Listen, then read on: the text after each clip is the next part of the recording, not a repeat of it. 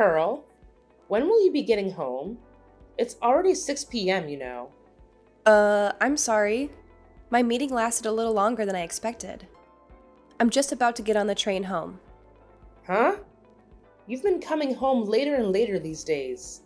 My boy Jill has been sitting here waiting with a growling stomach. Do you intend to make my son starve? I'm sure that you're more than capable of sneaking out of meetings at work. Please make more of an effort, young lady. Your husband's dinner is far more important than your meetings anyway. No, this was an important meeting about one of our collaboration products with another company. I'm in a position of responsibility on this project, so there's no way I can leave before the end of a meeting. Stop making excuses. To focus single-mindedly on work while abandoning your essential duties as a wife, such as looking after your husband, is simply not acceptable. My son has no need for such a sloth of a wife. He'll divorce you, I say. Divorce. Looking after him? Oh, come on. Jill's a fully grown man, not a baby.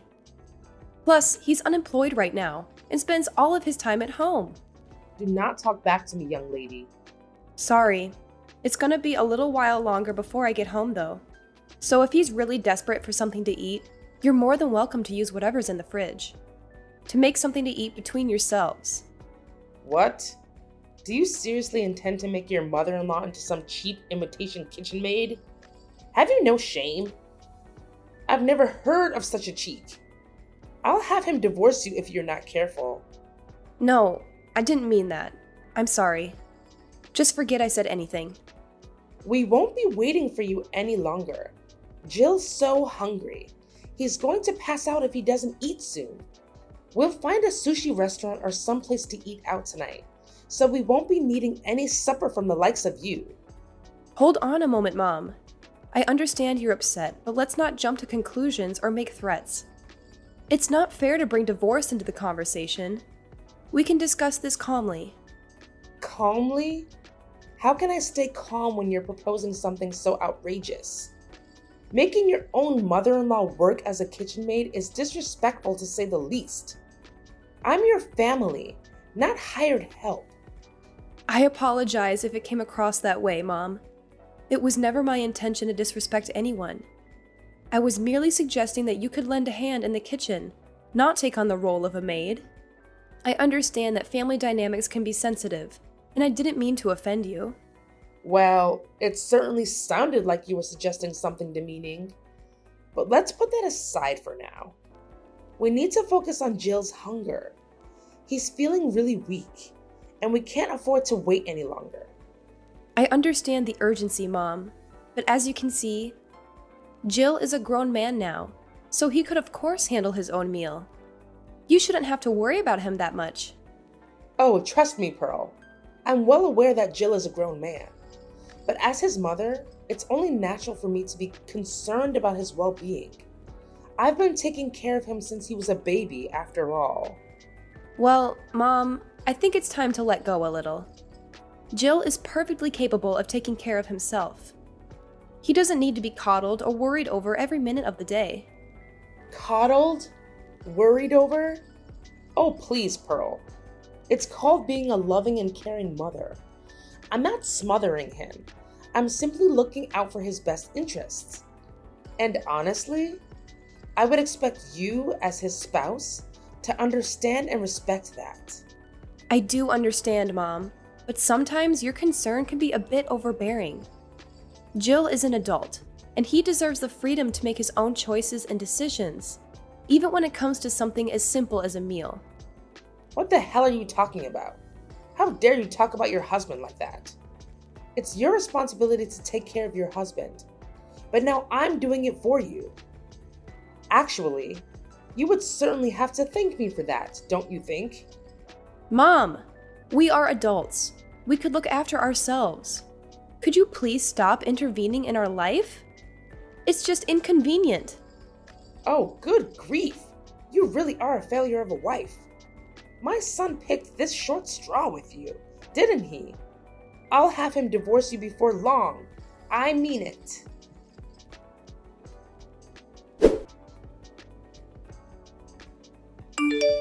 Jill, are you there? You got a minute? What is it? I was just about to go to sleep. Besides, if you want to say something, why not just come and talk to me?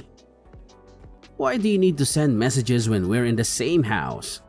But if I come to speak to you, your mom will probably overhear us. Anyway, it's about your mother. Is there no way we can live separately? This arrangement with the three of us is just not working. What? For God's sake.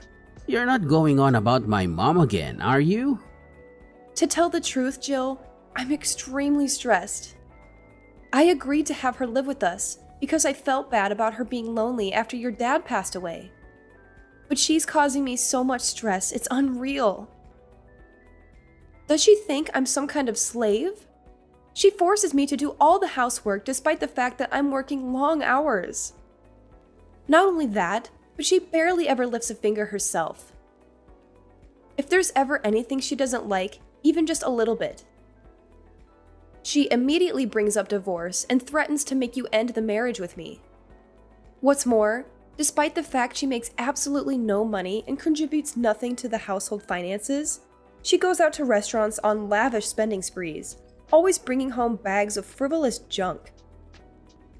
There's no other way to put it, Jill. I've reached my limit, and I can't take it anymore. What can I do? You can complain about her as much as you like. But she doesn't have anywhere else to go. She sold the family home when my dad died. We're the ones who took her in. I could hardly send her packing now, can I? The only money she has to her name is her pension. So when she says she can't afford to contribute, she's not lying. Plus, without my dad, she's super lonely. Surely, it wouldn't hurt to indulge her selfishness, just a little bit every now and then.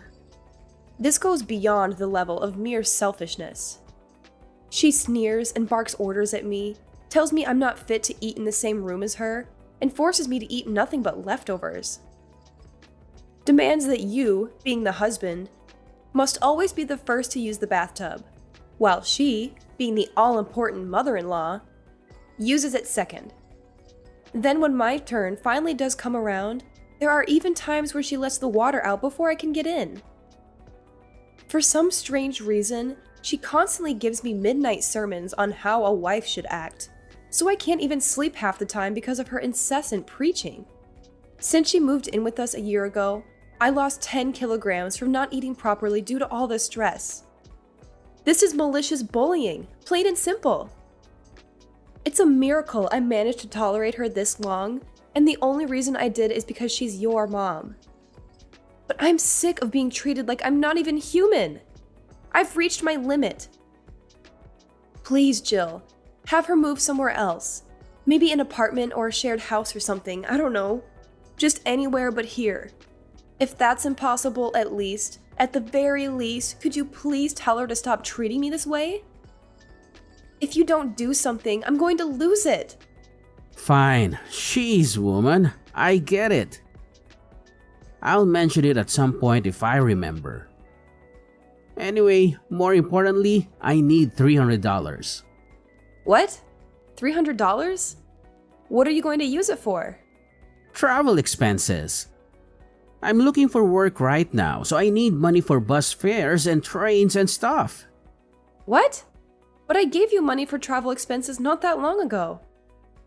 You get $150 a month for that already. That's a pocket change. I already use it all. Get a real woman. $150 just doesn't cover it. Give me $300. Wait, you're... No way! Are you visiting casinos again? What? Come on, it's not like it's a problem. I don't go very often, and I hardly spend anything when I do. It's a way for me to let off steam after the hours I spent job hunting. You haven't forgotten that you lost your last job? Because you got caught sneaking out of the office and visiting casinos when you were supposed to be working, have you? You got on your knees and swore you'd never visit a casino again, Jill. You swore! In spite of that, you're at it again. And this time you're blowing the money that I give you on travel expenses on the slots? If that's where it's going, you'll never get another cent out of me. Oh, give it a rest, woman. You're like a broken record. Nag, nag, nag. It's up to me how I spend my time. Are you seeing a ban from relaxing to take my mind off the stress of trying to find a job now? Who gave you the authority to do that? The only thing you're good for is bringing in money anyway. If you can't even toss me a few dollars when I'm in a pinch, then what the hell do you bring to the table? What? What does that mean? The only reason I have to work like a dog now is because you got fired for acting like a moron. Job hunting? Give me a break. All you do is laze around on the sofa like a sack of potatoes. Then you have the nerve to spend the money I give you for getting around town on the slots? You have no right to be angry with me. Oh, just button it already. Nag, nag, nag. You think you're so much better than me just because you happen to have a job, don't you? Screw this. I'm going to sleep. No, you can't. Just get up and talk to me. I'm not finished. Jill? Jill!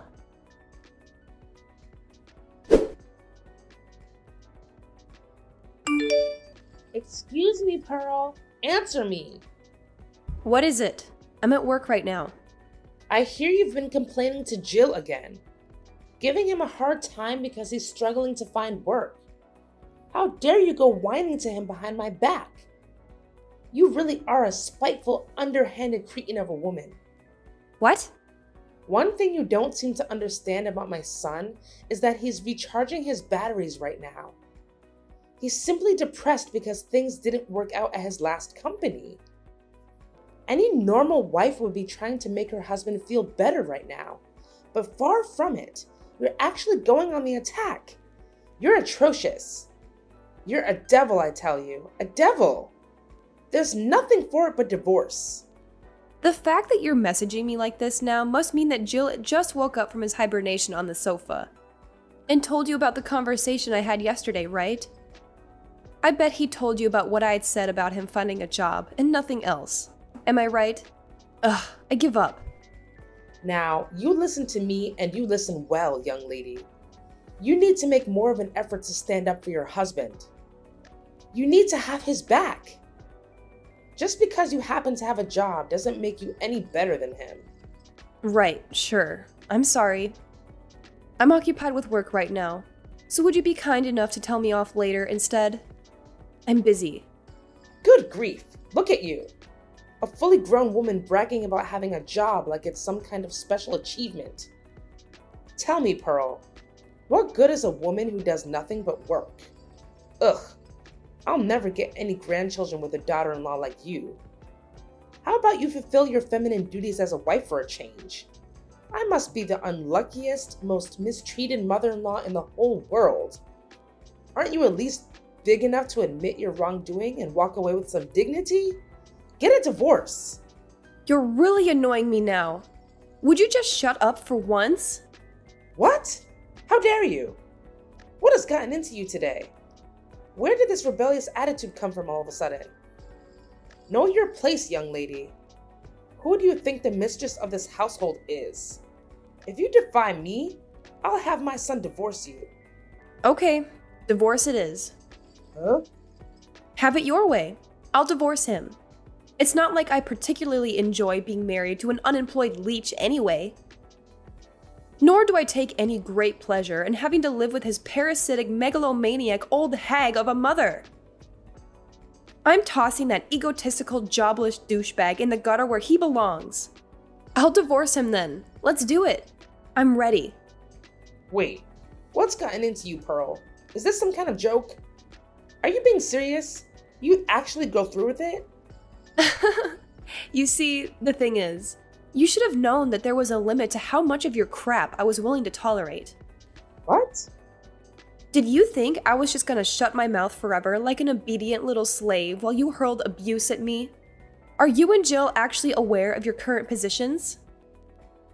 What good is a woman who does nothing but work, you ask? How about putting food on the table for you and your waste of a space man-child of a son? Who do you think it is putting a roof over your heads? Who do you think it is who's looking after you and enabling your lazy deadbeat lifestyles? Go on, think about it. This one's really easy. Well? Oh my God, Pearl. What's gotten into you? This isn't like you at all. It's not that something's gotten into me. It's that you think you can manipulate and take advantage of me and my kindness. Ask yourself, do you think I enjoy feeding, clothing, and providing shelter for a malicious, bullying old hag of a mother-in-law? The only reason I reluctantly agreed to you living here in the first place was due to my mercy and kindness. Because I felt bad about you living all on your own after your husband died. And this is how you repay me? By walking around like you own the place and treating me like your slave? Then you have the nerve to threaten me with divorce when you don't get your own way? Do you have any awareness of how arrogant and shameless your behavior is? Well, are you going to answer me, you miserable sponging witch? No, but taking care of your mother-in-law is a decent thing to do. What? I'm not sure that common decency like that applies to sponging vagrants. You are also aware that I'm not your daughter, right? Even still, I wouldn't tolerate this from my own mom. So what do you think gives you the right? If you were actually my mom, I'd be just as eager to get you out of my life. Pearl, wait. Pearl, I may not be your mother, but surely this is still no way to talk to your mother-in-law. And what on earth is with all this coarse, vulgar language? You barbarian. It's just that I thought all along you are simply not suitable to be my son's wife. It's divorce for you. Divorce! Get out! I already told you I'm divorcing him. However, the only ones who need to get out are you two. What? Why? Seems like you might have forgotten this minor detail. But the place you are currently living in rent-free, like the pair of grotesque, parasitic termites you are, is the apartment I bought back when I was single. It's my name on the deed, and it's my apartment. What? Really? No way, you actually forgot? I did tell you before. Remember? It was the day you moved in. I gave you a thorough explanation about all the details regarding the living situation. Aren't you a little too young to be going senile? Well, now that you mention it, I think I might remember you telling me something along those lines. But you can hardly expect me to remember every conversation we had last year. The thing is, whether you remember or not makes zero difference to me. Once the divorce is finalized, you and the Sloth King will be packing your things and leaving for good.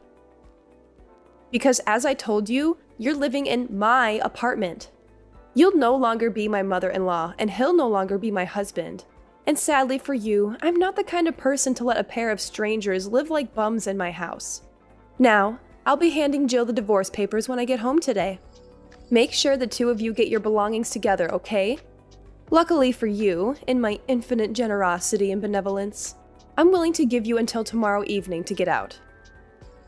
Don't think you'll be getting anything to eat, though.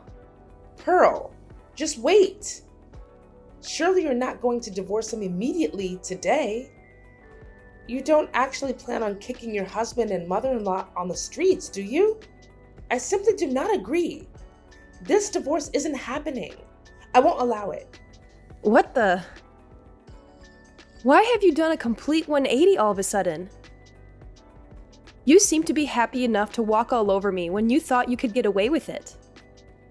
You waved around the notion of a divorce like it was your prized family crest, using it as a pretext to say whatever you wanted, whenever you wanted. Then the moment you realize things are no longer going in your favor, you're suddenly opposed to it? Don't make me laugh. What? You're the one who started all this in the first place. You wanted to fight, didn't you? All I did was give you what you wanted. You should be grateful. Don't you dare start trying to worm your way out of it all of a sudden. And I won't allow it. Who do you think you are? Since when were you the queen? Did I miss your coronation? How about you try cultivating some awareness of your own position for once and putting a lid on that monstrous mouth of yours? I'm so sorry. This is all my fault. It's too late to apologize now. I'm dead set on divorce and nothing can change my mind. Make sure you're gone by tomorrow night. And let me make one thing abundantly clear. There will be no distribution of assets. Jill, the eternal NEET, has no savings of his own, and we have no shared accounts either. There's no money for him to receive, not a single cent, so don't bother trying to put in any claims. I would feel bad about throwing you out into the streets without any clothes, so I'll allow you to take the bare minimum of clothing and everyday necessities with you. I take it you have no complaints about that? If I've made myself clear, hurry up and get out of my apartment. And take your good-for-nothing son with you. Oh my God. Please. Please. Just wait. Wait. We don't have anywhere to live. We sold the family home and my husband passed. My pension doesn't amount to much either. Jill doesn't even have a job. Please. Oh, I see. Just so I understand, you'll be in dire straits because your sons are NEET and you have no place to stay and no money. Is that right? Okay, so what? Huh? That's not my problem. The fact that your son's a NEET, or that you have nowhere to stay, or that you have no money. Yeah, none of these things are my fault. If you're struggling for money, you could always have Jill earn you both a living on the slots. And why can't you find a job? If you've got the energy to bully your daughter-in-law 24/7, then holding down a job shouldn't be a problem. I saw a local supermarket was recruiting the other day. Do that. Oh my God. God's not going to help you now. Nor is playing the victim. And I mean, please, is this really any way for a fully grown woman to behave? If you don't have any money, then you work. Surely you at least understand that. You're not a child. Why? Why are you doing this? I think you know full well why. Because you defied the mistress of this household.